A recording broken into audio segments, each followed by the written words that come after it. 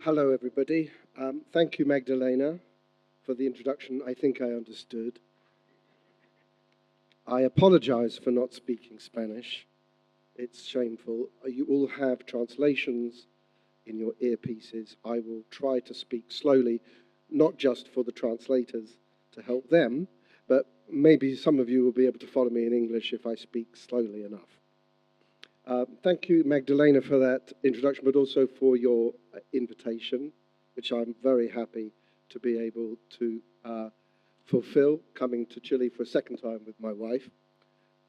Thank you to Air Canada. I had doubts that the PowerPoint was going to work, and I would be giving a talk about the Russian Revolution to a series of images of Air Canada and the Cumbres Hotel Group. But luckily, it does work, it seems. So, but thank you to Air Canada for their sponsorship, and also, obviously, Ernesto for his kind invitation and hospitality, and the Cumbres Group for putting us up. So I thought I would talk about the centenary of the Russian Revolution, about what it means for Russia as a story, as a myth, if you like. And I would end my talk and open up the discussion about how Russia is likely to commemorate the centenary this coming autumn. And to ask really, is there a past, beg your pardon, is there a past that Russia today can use beginning with 1917? Is there a national myth, if you like, a foundation myth that can be useful to Russia today? But I think that before we come to that, we need to look at how Russia has commemorated the centenary, the anniversary of the revolution since 1917 or 1918, the first anniversary itself. And to suggest to you that the making of the revolution, the living of the revolution, the commemoration of the revolution was always contained an element of myth-making about it. Revolutions by nature must do. And so what can we learn from the myth-making about 1917 since 1917 as a way of thinking about how Russia might use that past today? Is it usable at all? I understand that most of you probably will have only limited knowledge of the Russian Revolution, perhaps only of Russia. I'm not going to give a potted survey of the revolution. I'm going to talk about the myth-making of the revolution and about the revolution. And I'm sure along the way you will pick up enough ideas of Russian history and the history of the revolution in particular to have a conversation at the end. So our story begins with this picture, really, which is the 23rd of February 1917 in the old Russian calendar, which is 2 weeks behind the Western calendar. So it would be the 8th of March. So I should probably ask the men in the room, what is the 8th of March? Any ideas?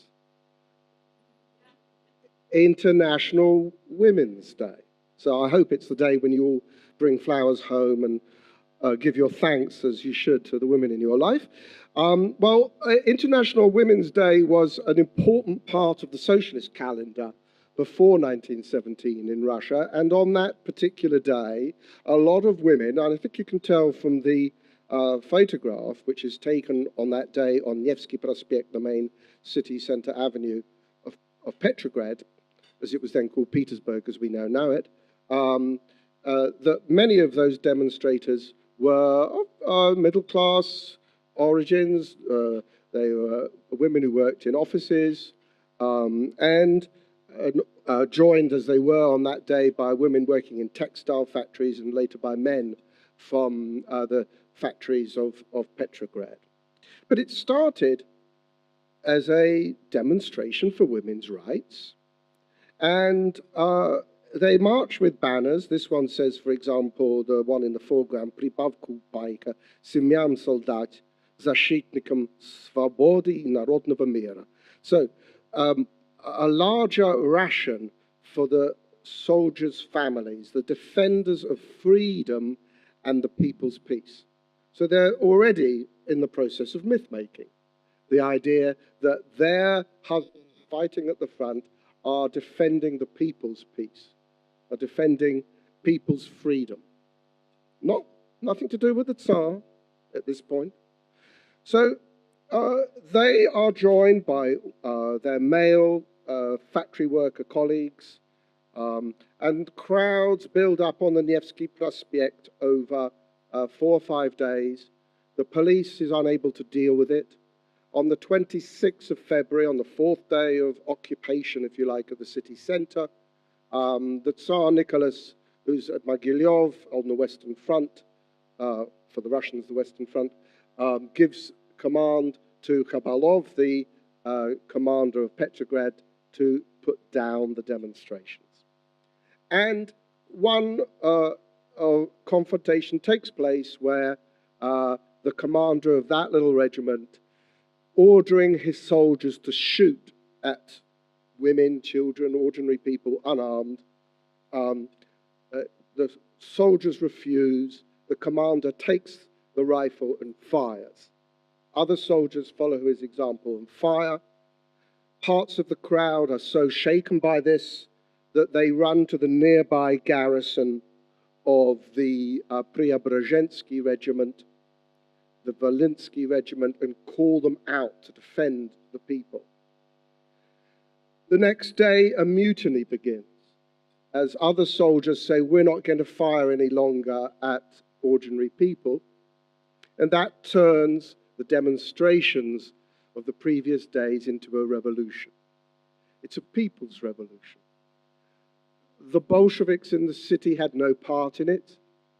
Indeed, the senior Bolshevik Shlyapnikov at that time wrote to Lenin on the 26th of February, the day before the mutiny, to say, this is simply bread demonstrations. Give the workers a pound of bread and they'll go home. None of the socialist parties were really in the leadership of this popular revolution, although the police wrote reports with evidence, much of it I think spurious, about socialist agitators and so on. I think what happened is that essentially the crowd began to organize itself. Leaders began to emerge, especially from the non-commissioned officers of the army in the garrisons. So soldiers with a little bit more experience than the ordinary rank and file took control of the situation. And the crowd moved to the Tauride Palace, which was the seat of the parliament, and they began to elect a Soviet, which they had done in 1905 during a national strike against the monarchy. So in other words, what I'm suggesting to you in some ways here is that the self-organization of the crowd was only possible because they had placards, ideas. They had if you like, a political topography, the importance of the Tauride Palace, the importance of the Nevsky Prospect, to organize themselves. And so the myth-making of the revolution begins, if you like, from day one. Well, we know the story of what happens. The Tsar abdicates. The Tauride Palace forms a provisional government made up of Duma leaders, parliamentary leaders from Russia, most of them liberals. The only so-called socialist in it was Kerensky, who becomes Minister of Justice and passes a whole raft of laws giving freedom of assembly, freedom of speech, rights to women, rights to nationalities, abolishing a lot of the old Tsarist regulations discriminating against Jews, other national minorities, and so on. But the crowd is perhaps a little dismayed to hear, when the new government is announced, that the leader of it is a prince, Prince Georgy Lvov, who had been a prominent Zemstva leader, in other words, local government leader, in the war years in particular.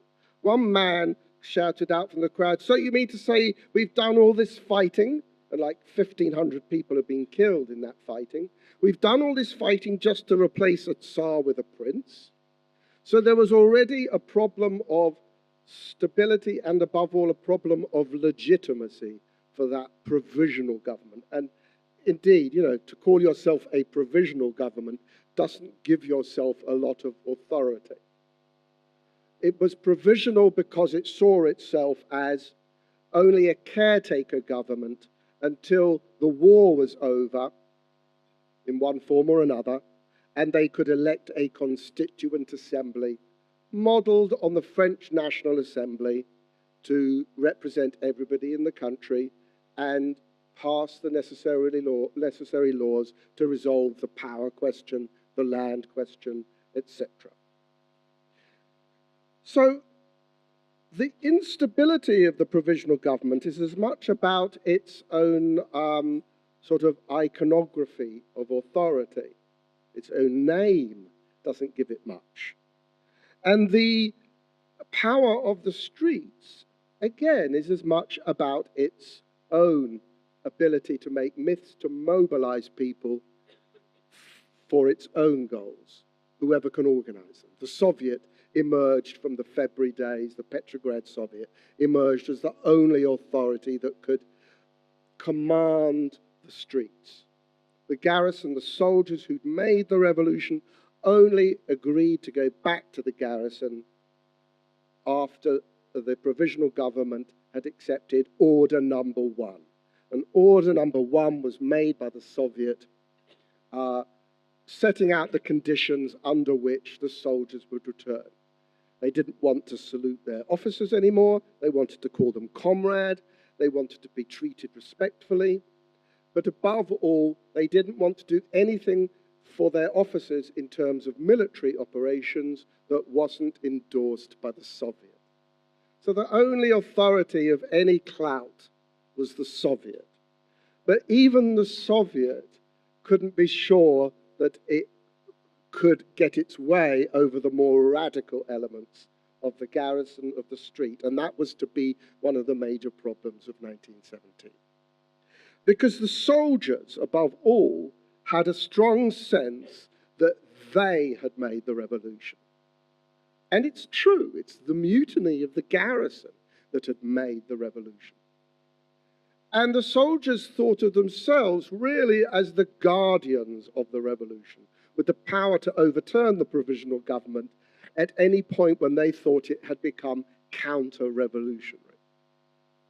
And this photograph is one of my favorite because it's an early example of Photoshop. And because it shows the soldiers' sense of their own leadership of the revolution. What it shows is the iconoclasm that followed the February days, when Romanov insignia, any sign of monarchism, was removed, in this case, from a shoe shop. It's selling galoshes, it's selling boots. And they're taking down the double-headed eagle with crowns of the Romanovs. But look, this guy, a soldier, or maybe not this soldier, but a picture of a soldier, probably from the Northern Front, has been put onto it as if to say, we were there, we made this. So myth-making and the rewriting of history is part of the history of the revolution right from the start. And the organization of the people as a force is very powerfully organized around symbols of revolution, slogans and pictures. This is a good example of it. It is showing us the funeral of the fallen heroes of the February Revolution, which was held in March, with great ceremony when about 150 people were buried in a mass grave on the Mars field. And every delegation possible, imaginable, came out with banners and slogans. And the iconography of them is very similar. The one in the front, which I can see in my half-blind state, says, I think, budem za stoiki, we will be firm. So solidarity. Then that picture you can see shows, I think, the idea of liberty, a sort of Russian Mariana. Others would show very typical iconography of revolutionary organization was the idea of the sun, new freedoms emerging, and the prisons, the chains being cast into the past. So, in other words, the whole issue of legitimacy of organization of what the revolution is and should be and how it should think about itself is defined by symbols, by songs. So there are songs for the fallen heroes, by the idea of the Internationale, which is replacing the Marseillaise in 1917, and which is all about building a utopian future by destroying the past. This idea is a very powerful motor force of the revolutionary propaganda, the sense of what the revolution was throughout the Soviet period. When we turn to the October Revolution, how long have I been talking for? No, I've got quite a way to go. I don't want to outstay my welcome. Okay. Magdalena, start waving at me when I've got 5 minutes, okay? When we come to the October coup, as I would call it, or the October Insurrection, as the Bolsheviks originally called it, the problem of legitimacy is even more acute. The need for a foundation myth, all the more urgent, because it wasn't a mass revolution. It was carried out by a small group of militant forces, which Trotsky himself recognized in his history of the October Revolution when he said there were probably no more than about 25,000 people actively involved in the insurrection. And it was compounded by the fact that during the Civil War, you know, a lot of extreme measures were taken: dictatorship, terror, requisitioning of foodstuffs, forcible conscription of soldiers. There had been a lot of peasant revolts, a lot of workers' revolts, the famous Kronstadt naval mutiny against the Bolsheviks in 1921, a mutiny by sailors who had been, as Trotsky put it, the pride and glory of the revolution in 1917. So by 1920, the commemoration of the revolution is a problem. Not many people had taken part in the revolution. Yes, I played guilty. I've stolen something from Getty Images. Don't tell on me. But the picture shows the first properly organized commemoration of the October Revolution in 1919, at the height of the Civil War, on Red Square in Moscow. And I think you can tell from the picture that, you know, really the only people there are the soldiers in the Red Army and the sort of Bolshevik activists of the capital. No people of non-Bolshevik persuasion out there, I shouldn't think.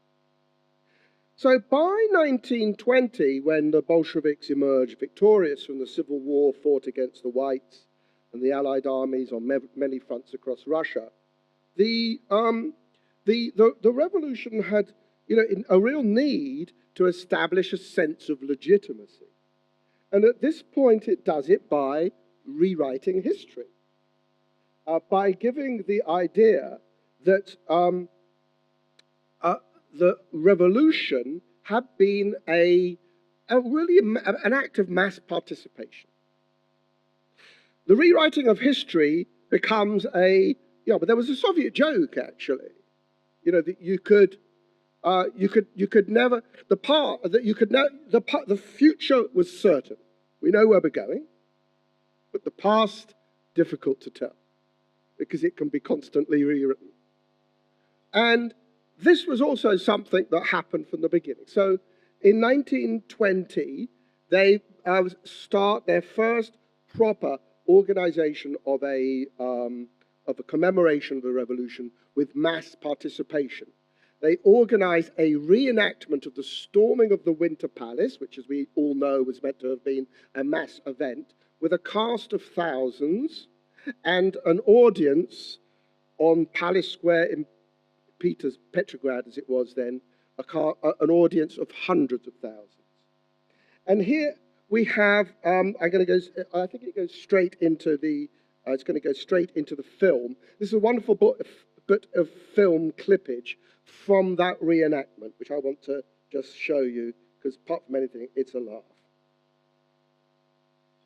Can we dim the lights, somebody, perhaps? How does this go? How do I play? Ah, yeah, here we go. So here you can see Kerensky strutting around. He's made to be an effeminate, self-important Bonapartist figure in Soviet propaganda. So that's how Eisenstein famously would portray him in his 1927 film of October. And there, of course, you have supposedly the great aristocracy, the courtiers of the provisional government. Odd idea, but that was part of the framework of this propaganda that the Bolsheviks were overthrowing the old world of the aristocracy. That caption said banker speculators. So behind the provisional government in this reenactment, supposedly this provisional government is representing the bankers and speculators.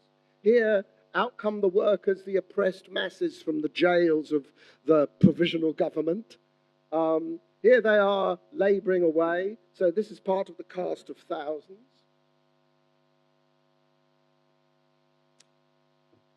And so on. I think you get the idea. Oh, a wonderful shot. Here we have, yes, here we're taking out their bags of money from the banks. The speculators running off with the people's wealth, all dressed in sort of courtier fashion. Don't worry about the lights, it's fine. We'll move on to the next slide at that point, I think, yeah. So the idea then of this propaganda, as shown by that filmed reenactment of this mass event, the October Revolution, is to give the idea that the masses have been behind October. But there's a problem for the Soviets, because they also want to say that Lenin was the great mastermind of the revolution. Lenin is the great figure, the teacher of the people. And there's a cult of Lenin being constructed in the 1920s after his death in January 1924. He's turned into a sort of human god almost. And indeed, inspired by Tutankhamun, whose tomb was discovered in 1922. When Lenin dies, they don't just bury him as he had asked, but they embalm him and put him in this mausoleum like some god. Although they don't put his brain in there. They take his brain out and slice it into 30,000 segments to try and discover the secret of his genius. Turned out there wasn't anything particular about his brain. Anyway, so how would they resolve this contradiction between masses but also leader, Lenin, being the mastermind behind it all? And I think Eisenstein's film of 1927, which I've already referred to, shows us how they do it. Because this is the scene from the film. This is a film still, where Lenin has arrived at the Finland station. You probably remember the story. The Germans put him on a sealed train, along with a lot of other socialists against the war, and send him to Petrograd, where on the night of the 3rd to the 4th of April 1917, Lenin arrives at the Finland station, gets on top of this armoured car, and starts saying, no support for the provisional government, we need a new revolution. And what they do, what Eisenstein does in this amazing scene is he has these completely invented spotlights that go over the crowd and sort of bring into some sort of religious harmony the crowd with Lenin as the sort of priest of the people, as if there's some communion by flashlight going on. So there are all sorts of attempts then in the 1920s to bring together the idea of the revolution as the work of the masses, but also the revolution as organized by the party and above all by its leaders. And that was the idea of Eisenstein's film, which was commissioned by a special Central Executive Committee, Presidium Committee, in other words, by the top of the Soviet hierarchy, to commemorate the 10th anniversary of 1917. And what Eisenstein is doing in that film is making heroes out of the masses. So we see ordinary people heroicized as actors in the revolution. And indeed, he used ordinary people. So this man playing Lenin is a worker called Nikanderov. He had absolutely no acting, well, actually, he had no acting abilities whatsoever. His performance is terrible. But the fact is, he looks like Lenin. And there's one person who's playing himself in this film, Nicholas Podvoisky, who was a member of the Military Revolutionary Committee that carried out the October Insurrection and was the commissioner of the film. Well, we know that probably the most famous scene from this film is the storming of the Winter Palace, where the masses come in from Palace Square, break down the gates, fire in all directions, and storm up the Jordan staircase, the wonderful, triumphal staircase of the Tsars, to burst into the offices, to burst into the Malachite room of the Winter Palace, where the last remaining ministers of the provisional government are sitting. Indeed, they just come out of the dining room attached to it to await their fate. They know the game is up. No one is defending them anymore. The last garrison of the Winter Palace has gone home. The only people defending them are a few Cossacks, cadets or junior officers, and some women from the Battalion of Death, a volunteer group. And actually, the fact that there were so few defenders gives the lie to this image of the storming of the Winter Palace as a mass event, because actually it was more like a house arrest. They didn't use the Jordan staircase. They used what is in Soviet days called the October staircase, which is much more modest and has much more direct access to the Malachite room. There were probably no more than 100 or so involved in the arrest of the provisional government. And Bolsheviks had been coming into the palace, because there are many entrances and staircase, all day long. Probably more Bolsheviks were involved in pillaging the wine cellars of the Tsar than they were in arresting the provisional government. Indeed, when Eisenstein came to make the film, there was still one of the old servants of the Winter Palace working there at the time, you know, one of these old guys who shuffles around sweeping up bits of cigarette and all the rest of it. And he said to Eisenstein, your people, i.e. the Bolsheviks, the last time they came, they were more tidy. In other words, the film crew had made more damage to the palace than the Bolsheviks in storming it. The film was delayed on release. It wasn't actually released in 1927. Why? Well, 1927, as you probably know, is a vital turning point in the history of the Communist Party, the year in which Trotsky is expelled, sent in disgrace into internal exile. And Eisenstein had made Trotsky one of the major figures of the film. Why? Because he was one of the major figures, probably the major figure in the insurrection. So he had to be cut. And that meant the release of the film was delayed a year. Then from 1933, the film was banned altogether. Why? Any ideas? Yeah, there's no Stalin in it. It was Stalin. By 1933, the cult of Stalin had its height. Stalin, who was described by Sukhanov, the Menshevik memoirist, as the grey blur of October, no one could remember where he'd been, now has to be presented as the hero of October. And so Mikhail Rom was commissioned to make a film released for the 20th anniversary of the October Revolution in 1937, a year of mass terror when all the old Bolsheviks disappear, in which not Lenin emerges as the hero of October, but the real mastermind behind it was Stalin. So here we have Lenin sort of telling other Bolsheviks, and indeed Krupskaya there, his wife with her back to us, on the need for an insurrection, but the man behind it, masterminding the whole thing, is Stalin.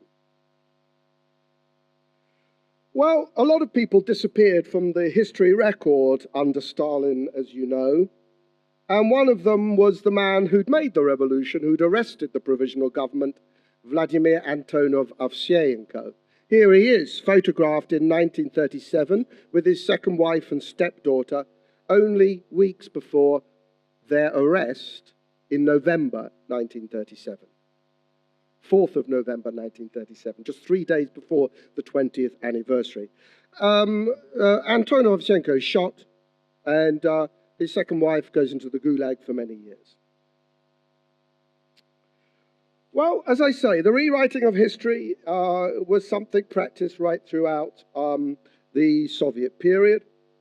October becomes, by the 1930s, a narrative which the state is very easily able to mold to its own propaganda purposes. And at the heart of this idea is October 1917 as the beginning of a new civilization. The end of the old world, the beginning of the new. And this was the idea behind socialist realism, which Rom's film signifies, and which was at the heart of Soviet artistic philosophy from the 1930s right up until the 1980s. And the idea of it, well, here's a good example of socialist realist art. This shows a collective farm in 1937. Well, believe me, no collective farm in 1937 looked like that. There were no well-fed, happy peasants. But it was recognizably the present. No socialist realist picture shows the future, it shows the present. But it shows the present in a form in which the viewer can imagine the present becoming the future. It projects the present into the future. So in other words, what the propaganda of October, or the commemoration of the revolution, is doing is playing with time. It's making time a flexible dimension in which you can tell people, make sacrifices today in the 5-year plan, make sacrifices today for the revolution, and the future paradise, what you see on this picture, the future paradise will come about sooner. But of course, the paradise never emerges. This workers' paradise of plenty. So they have to have another 5-year plan. And of course, that can only go on so long before people say, hang on a minute, how much stick before we get some carrot? But the iconography of the propaganda is all about this idea of the revolution being the beginning of this new civilization, the move from darkness into light. And that was part of the whole socialist iconography. Remember that picture I showed you from the funeral of the victims of the February Revolution, and I mentioned that the banners nearly always had the image of the sun and the chains?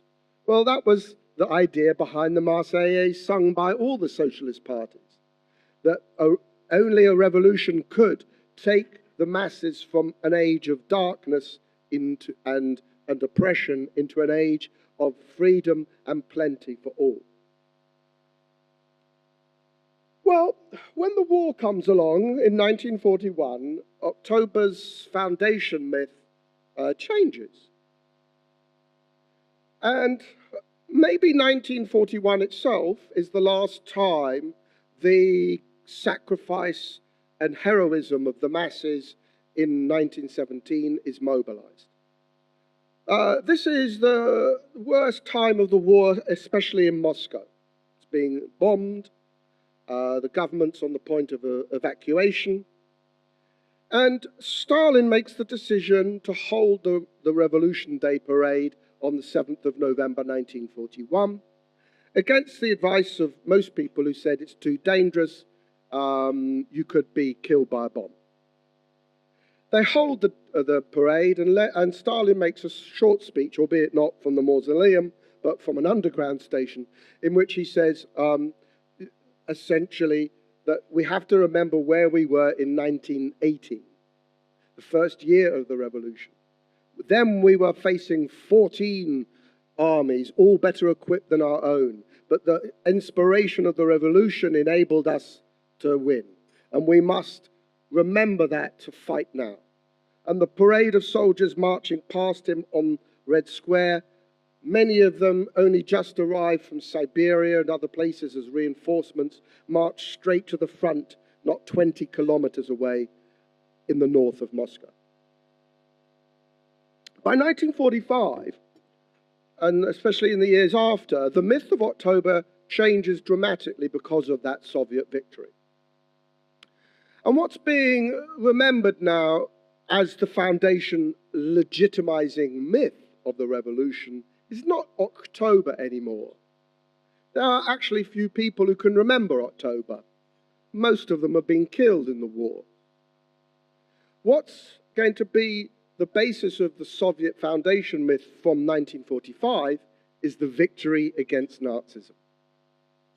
And that remains so right until its heyday, and I think this is a good example of it, the 50th anniversary commemoration, which resembles the commemoration we now think of when we look back to those days when they would have a brief coverage of the Revolution Day parade on television, and what you would see would be tanks, nuclear missiles on their carriers, and hundreds and hundreds and hundreds of soldiers marching, looking to their right, no, to their left as they went past the mausoleum. No, to their right. They came from Tverskaya and went down to St. Basil's. So in other words, what's happened by the 1960s is that actually what's being celebrated is the Soviet Union's military power, not its revolution. And the huge poster you can see behind is summoning the memory of civil war. But for most people by this stage, that's a distant memory. What's important is that they beat Hitler, that they saved the world from fascism. And that therefore comes to legitimize and justify everything done in the name of revolution since October 1917. Collectivization, forced industrialization, the mass purges of the 1930s, necessary because they brought victory. Well, the problem for the Soviets, as I think is the problem for all revolutions, is that these myths can only last so long. By the 1980s, most of the Soviet population was pretty young, and the war meant nothing to them anymore. So, yeah, Granddad goes off with his medals to parade in the local town on the 7th of November, but we're not interested in this. It's a long time ago. And that became the problem for one of the major problems, and why I would argue that a revolution like this one can really only last 3 generations before it burns itself out. After 1991, the commemoration of October became a very divisive issue. Because for many people, the Soviet Union was still a source of pride and identity. But for others, they wanted to move away from all of that. Yeltsin in particular promoted the idea of some sort of decommunization, or indeed he would have wanted to have put the Communist Party on trial, but it came to nothing under the Russian Constitutional Court. And that was, as I've suggested, largely a generational divide. And it was never properly resolved. So they still, well, they had Revolution Day for a while, and then they packed it up and they had National Reconciliation Day, which moved to, I think, November the 4th. But no one could understand what National Reconciliation Day was meant to be about. They got rid of the old Soviet anthem, but then they brought it back. They renamed Petersburg, but it still remains part of Leningrad Oblast, or Leningrad District. Flags still, I mean, Putin brought back the Russian imperial flag with the two-headed eagle, but they no longer have their crowns. So there's this sort of postmodern mishmash of this confusion of identities at work in Russia today. And that's, I think, and I'm moving now into my last 5 minutes if I'm allowed, that's, I think, the root cause of what I would like to suggest now, and I'm sure of what I say, that all of this history is too complicated, too divisive, frankly too embarrassing for the Putin regime to want to have anything to do with it at all. So the commemoration of October 1917 on the 7th of November, I believe, will be a very low-key, quiet affair. The position of the Putin government was made clear pretty early on, indeed way back in 2014. He said that it should be a matter of, quote, deep objective professional evaluation, i.e. leave it to the academics to have a conference or two. But we got nothing to say on this. And indeed, then in December of last year, that was reinforced when Putin appointed an organizing commission for the commemoration, given a budget, headed by an academic. And they haven't done very much with the money. They've organized a few conferences which don't look very interesting. I'm not even going to go to them. In fact, I'm not going to them because I'm here instead. So, Magdalena, there you are. Either a choice between Chile under Magdalena's tutelage or a trip to Moscow. Well, no, it's a no-brainer, as we say. So there's some conferences, but the government made it clear in March of this year that they were going to have no official line. So not Putin, but a spokesman, a recognized spokesman of the Kremlin, told the New York Times in March that the Kremlin will, quote, sit out the commemoration. Well, what are the reasons for this? I think I've suggested many of them already. Firstly, it's a very divisive issue. I mean, Russians today are still, if you like, ideologically fighting the civil war of the post-October years. There are still people who identify with the Reds, and there are still people who identify with the Whites, who identify with the Tsar. And they're not really reconcilable opposites. So for some, October was the start of a great civilization, the Soviet Union, whose achievements they can take pride in, above all, the defeat of Hitler's armies. But for others, October was a catastrophe for Russia as a nation, for Russia as an empire, and it led to the collapse of the army in the First World War, the shameful peace, separate peace with Germany at Brest-Litovsk in March 1918. And Putin, I think, straddles this divide.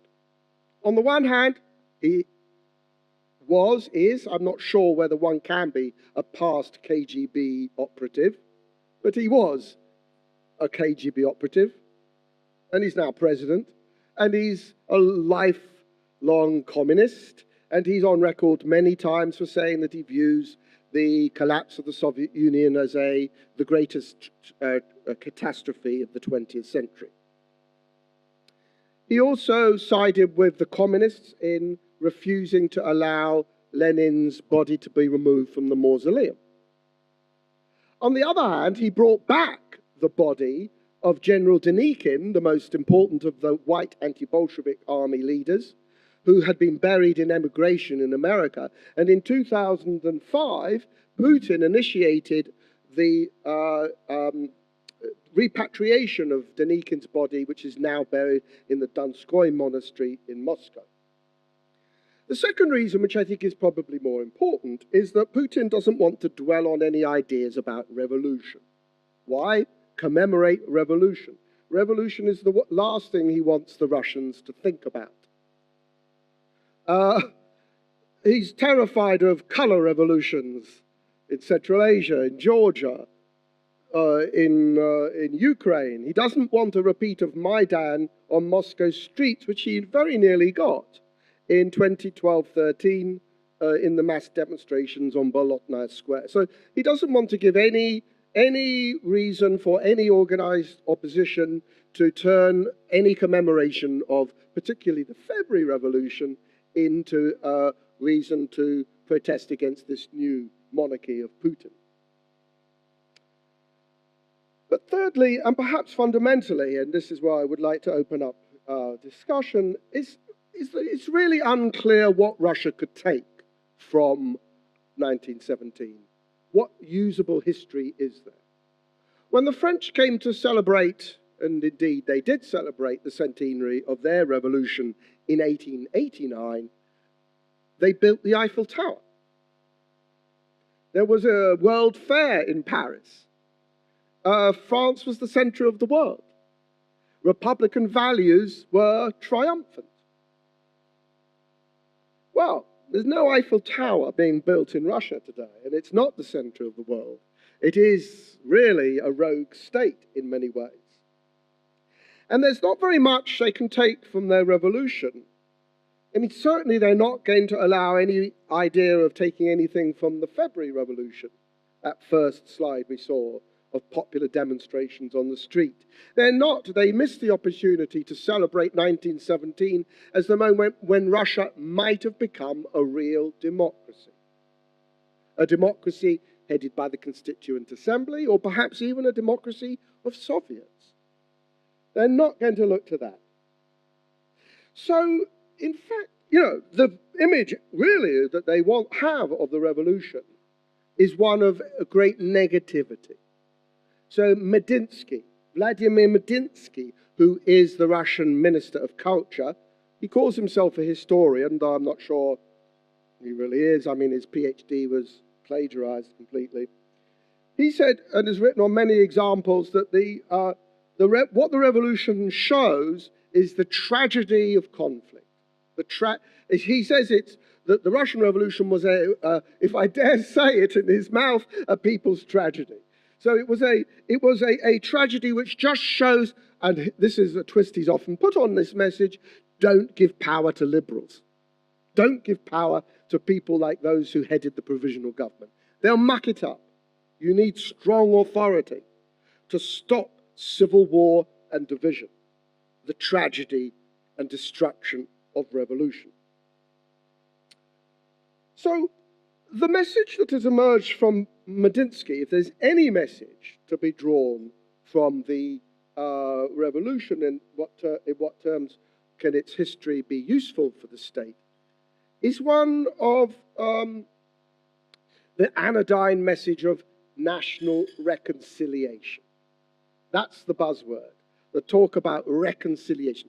Примирение is the Russian word for it. Not socialism. They're not a socialist state anymore.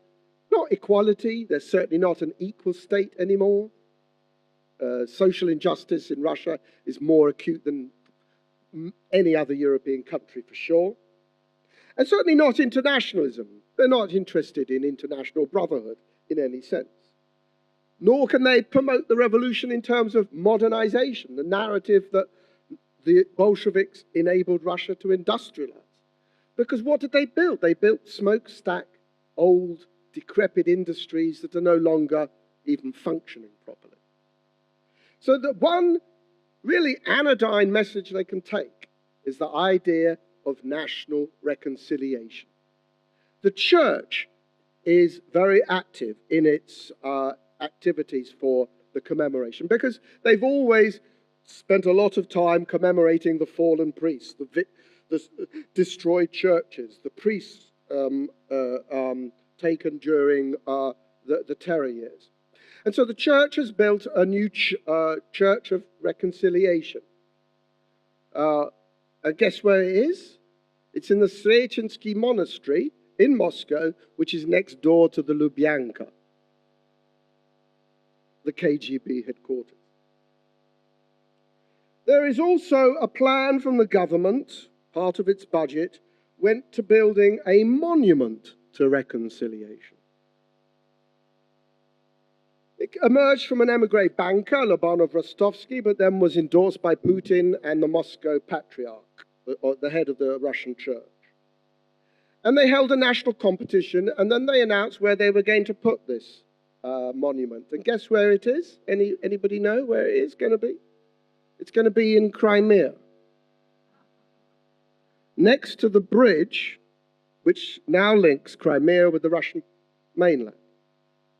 So this is what they call reconciliation.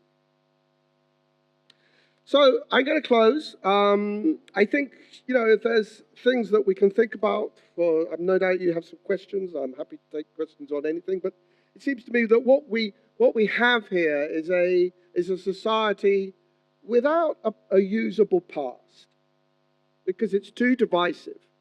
So it's a sort of pick and mix. It's a mixture of past that they use, and everyone's left to pick what they want. The monarchy, the church, Peter the Great, Stalin, it's all up for anyone to use. But there's no usable single narrative about the revolution, which it strikes me is a real problem, because Russia today is the Russia still made by the revolution. It's a very bloody birth. And it's still living with the consequences of that bloody birth. And so it needs to find a narrative to cope with it. Easily done in other parts of the Soviet Union, where they can blame the Russians. It was the Russian Revolution. So in Georgia, in Estonia, the Museum of the Revolution is called the Museum of Occupation. Slightly hypocritical, because actually the Latvians played a huge role in the October Insurrection. But it's not so easy for the Russians to blame the Russians. They have no other to blame, although many on the monarchist right-wing side blame the Jews. Or the Freemasons, that's also been blamed. Secondly, I think then that what this confusion signifies, and this is my last point, is a society not just with an amnesia about the past, but with a real confusion. And that confusion, inability of the collective memory to give a meaning to its own recent past, means that the official narrative wins out. And the consequences of that are really important, because it means that Russians have many of the old attitudes from the Soviet system still at play.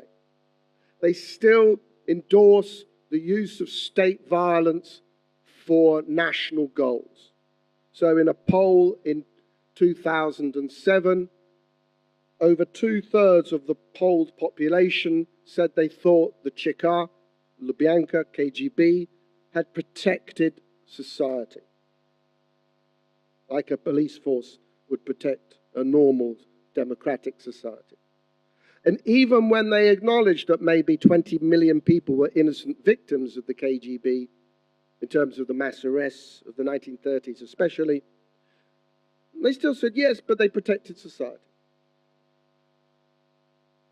So this sort of endorsement of state violence, this acquiescence with authority, acceptance of the official narrative, which is so clear in this confusion about 1917, is a real problem, because it seems to me that until Russia comes to terms with its past, particularly the issues of 1917, it cannot really become a democracy. Okay.